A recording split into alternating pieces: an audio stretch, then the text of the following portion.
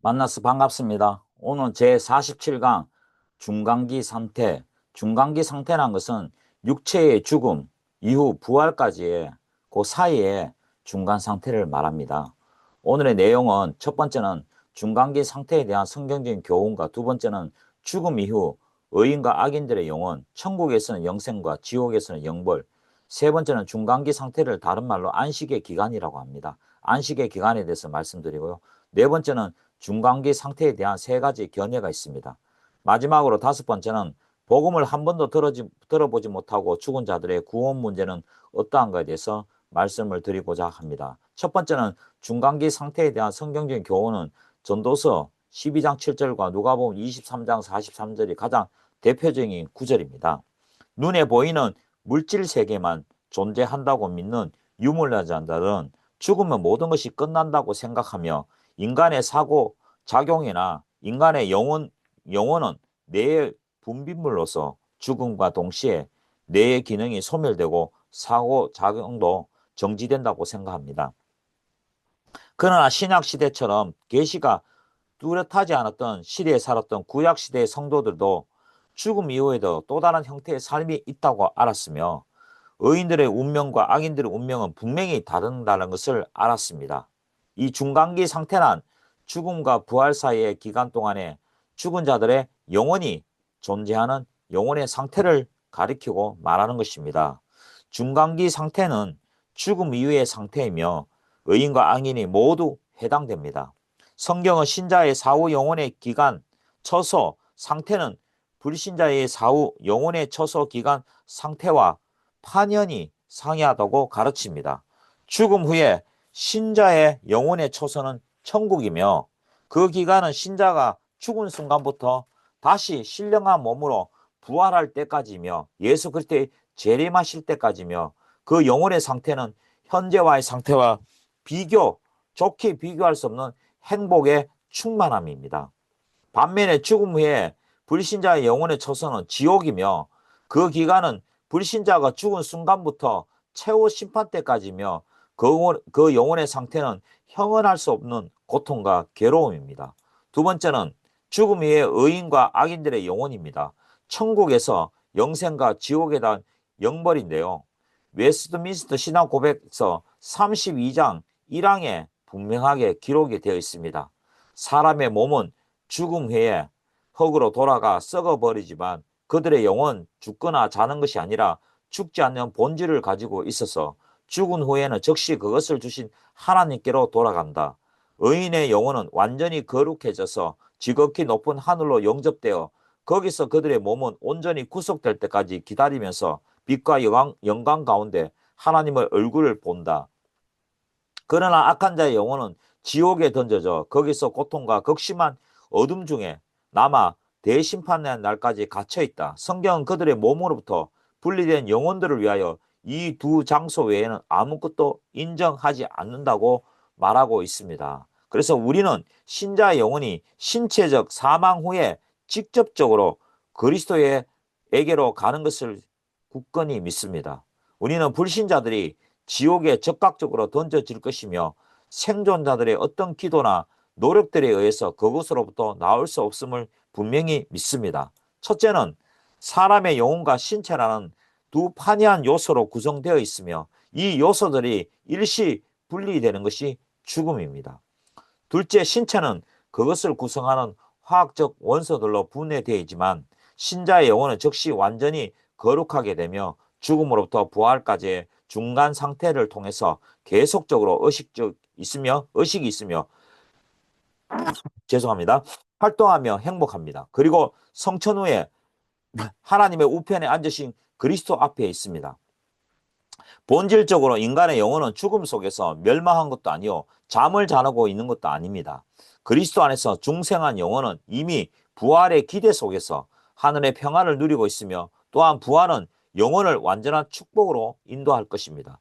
셋째, 악인의 영혼도 이 중간 상태에서 계속적으로 의식이 있으며 활동하지만 벌을 받아 고통하며 저 큰날의 심판까지 보존됩니다. 넷째, 이 상태들은 궁극적인 것은 아니지만 변경할 수 없습니다. 즉 그리스도와 함께 있는 자들은 결코 멸망하지 않으며 고통 중에 있는 자들은 결코 구원되지 않을 것입니다.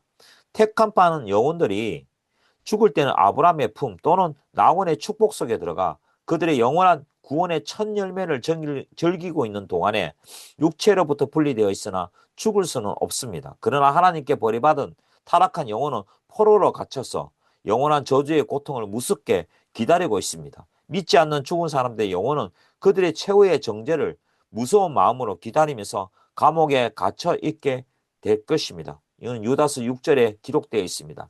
다섯째는 죽은 사람들이 있는 곳이나 상태가 위에서 말한 것 위에도 있다고 하는 로마 교회의 교리 연옥에는 하등의 성경적인 근거가 전혀 없습니다.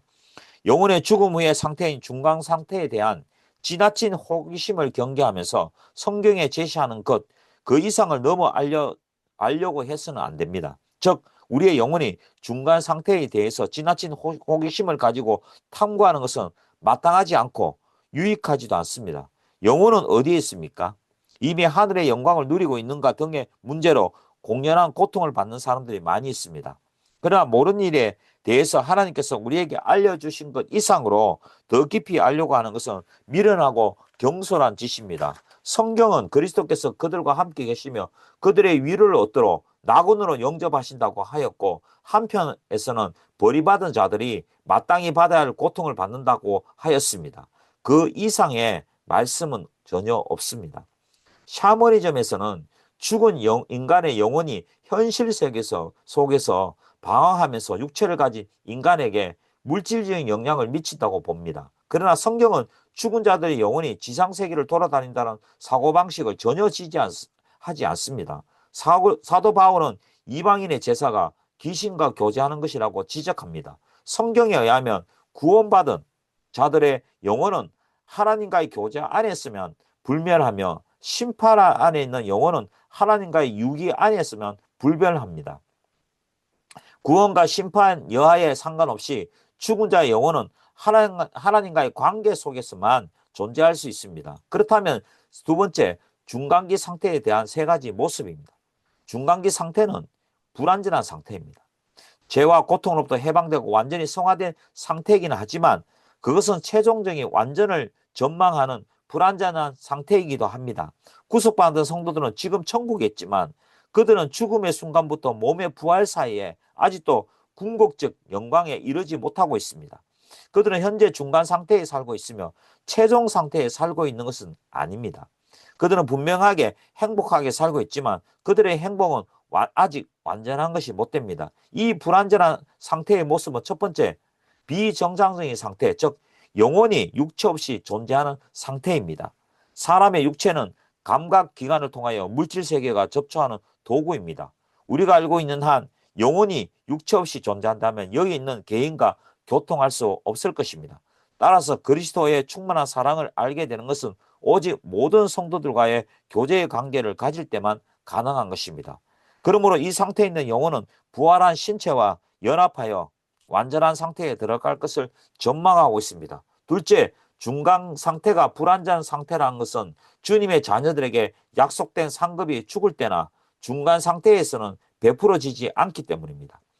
이 세상에 있어서 노력이나 극기 그리고 하나님의 일에 종사하는 데 대한 상급은요, 성도가 죽을 때 받는 것이 아니라 주님의 재림하실 때 받는 것입니다. 중간 상태에서 그들이 받는 축복이 아무리 크다 할지라도 그것들은 다만 하나님 앞으로 받게 될 좋은 것들의 보정해 주는 것이며 또한 미리 맛보는 것에 지나지 않습니다. 셋째, 중간 상태는 성도들이 지금 천국에 살고 있지만 그 천국이란 제한된 장소에 머물고 있는 상태입니다. 그들은 천국과 함께 유업으로 약속된 땅을 아직 소유하지 못하고 그것을 바라보고 있는 것입니다. 그렇다면 세 번째는 안식의 기간입니다. 죽음에서부터 부활 때까지 기간을 중간기 상태이지만 다른 말로 안식의 기간이라고도 말을 합니다. 인간의 생애는 세 가지로 구분할 수 있는데요. 첫 번째는 날 때부터 죽을 때까지의 단계를 육신의 생애라고 합니다. 두 번째 단계는 죽음에서 부활 때까지의 단계를 이 단계가 중간기 상태인데요. 안식의 생애라고 육체 없이 중간기 상태입니다. 세 번째는 몸과 영혼이 부활하여 가지는 최종적인 영원한 생애로 구별할 수 있습니다. 그러니까 안식의 기간, 중간의 상태를 우리가 기간이라 하는데요. 사람의 생애를 세 가지로 나눈다면 육신의 생애, 안식의 생애, 영원한 생애인데 이 중간기 상태는 안식의 생애의 단계입니다. 네 번째는 중간기 상태에 대한 견해가 있습니다. 중간기 상태에 대한 견해가 첫 번째는 영원 수면설인데요. 이건 보통 여호와의 증인과 안식교에서 주장하고 있습니다. 영원 수면설이란 사람이 죽은 후에 부활 때까지 영혼은 무의식, 무감각한 가운데 수면, 잠을 취한다는 것입니다. 다시 말하면 사람이 죽은 후에도 영혼은 계속 존재하나 무의식 상태, 무감각 상태, 잠자는 상태에서 존재한다는 것입니다. 마태복음 9장 24절에 보면 가라사대 물러가라. 이 소녀가 죽은 것이 아니라 잔다 하시니 저들이 비웃더라고 말씀하고 있습니다. 이 성경에서 죽은 자를 예수님께서는 잠자는 것으로 표현하였습니다. 죽은 자들이 잠자는 것으로 표현한 이유는 잠자는 자는 반드시 다시 깨어나 일어날 것 같이 그리스도 안에서 세상을 떠난 자는 그리스도께서 재림하실 때 반드시 부활체로 부활하게 될 것이라고 믿기 때문입니다. 다시 말하면 이 소녀가 죽는 것이 아니라 잔다 할 때 이 잠을 잔다는 말은 영혼에 적용되는 말이 아니라 육체가 잔다는 뜻입니다. 사람은 죽은 후에도 영혼이 잠자거나 무의식, 무감각 상태에 있거나 또는 파멸되는 것이 아닙니다. 성경은 중간기 상태에서 영혼이 잠자거나 완전하지 못한 의식을 가지고 있다고 영원한 관념도 반대합니다. 두 번째는 영혼 멸절설인데요. 이 영혼 멸절설에는 세 가지로 구분할 수 있습니다.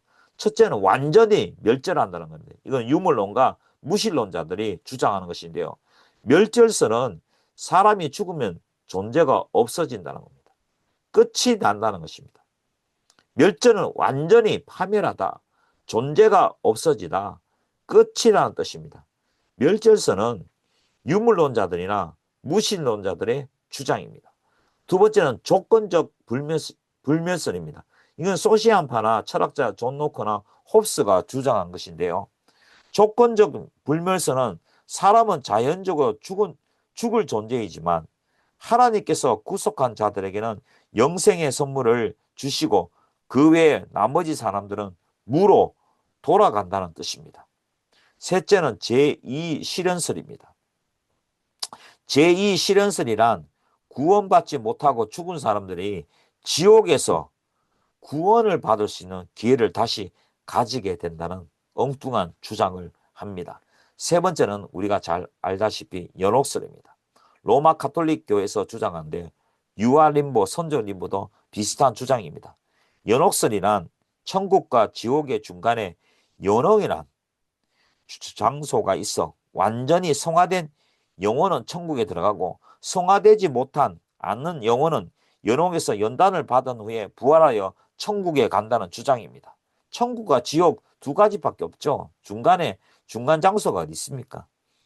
말하자면 연옥은 그들의 가벼운 죄들을 정화시킬 수 있는 일종의 중간 상태라는 것입니다.